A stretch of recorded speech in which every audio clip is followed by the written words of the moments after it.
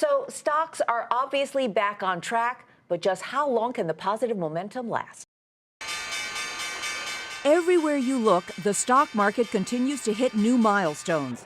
7 of the 10 S&P 500 sectors traded at record levels today, led by healthcare and consumer discretionary, both up more than 30% this year. The rally is even broader than that.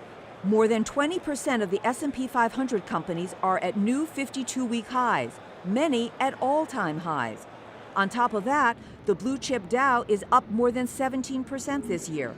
The Russell 2000 and the S&P Mid-Cap 400 are at all-time highs, and the Nasdaq is at its highest level in 13 years. But how long can this last? Usually, it's corporate earnings that power up stock prices. That's been happening for the past 3 years. But now the tables have turned. Earnings have slowed. They're up only 4.3%. But stocks are skyrocketing. The S&P 500 stock index is up 22% this year. And it could go even higher if companies like Google continue to wow investors. But the government shutdown took a huge bite out of the economy. What will the lasting effects of that be? Can lawmakers agree on a budget? When will the Federal Reserve begin to taper its stimulus? And will the answers to those questions temper investors' appetite for risk? We turn to Liz Ann Sonders now for answers on where the market is heading and whether she sees this good streak for equities continuing. She's Chief Investment Strategist at Charles Schwab.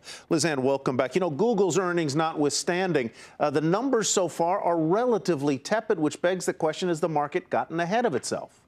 I don't think so, Ty. I think you're sometimes in an environment, as you were for the first 3.5 years of this bull market, where earnings powered ahead at a faster pace than prices went up. So the valuation, the PE, actually came down as the market was doing well. So far this year, we've actually been in an expansion of valuation mode. In other words, prices have been moving up faster than earnings. We are still on a forward earnings basis, though, still inexpensive relative to the long-term norm. And the conditions for continued valuation expansion are there. So it's a misperception that a slowing in earnings growth automatically means problems for the stock market. We're in that latter stage of valuation expansion. Liz Ann, I want to ask you about Google, but I know you can't make any recommendations about individual stocks, but more about what is Google hitting 1,000, that big round number, mean for market direction and investor confidence? Are we getting a little bit ahead of ourselves? I don't think so from a market perspective. I think Google is certainly a proxy for technology. It's a proxy for the NASDAQ.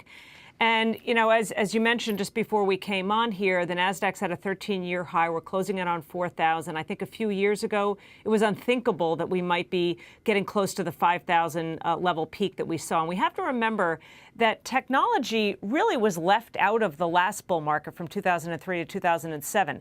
So it has been a very long drought in terms of this love affair for technology. And we may starting to see the seeds of that. And I think that's a good thing. We think the technology sector is extremely attractive right now. So anything that drives a little bit more of that enthusiasm for the sector, given the fundamentals very strong, valuations very strong, I think is a good thing.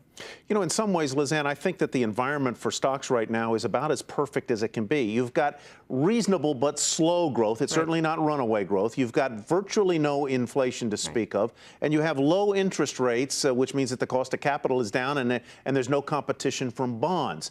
So I wonder why individual investors haven't been buying with both hands and fists in this market. What are investors telling you and telling Schwab?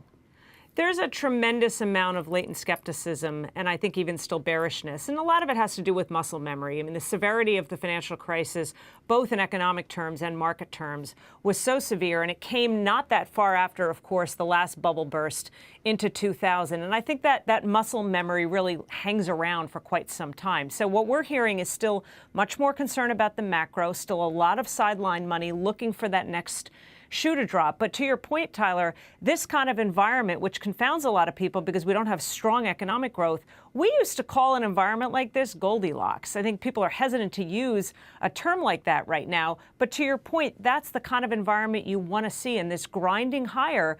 slowly is pulling investors in, getting them more emotionally attached to this market. If you had really straight shot up, late 1990s type environment, that would be more concerning. I love the fact that we have this wall of worry.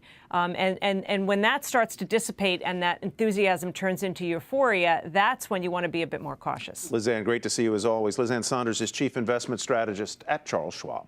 Thank you.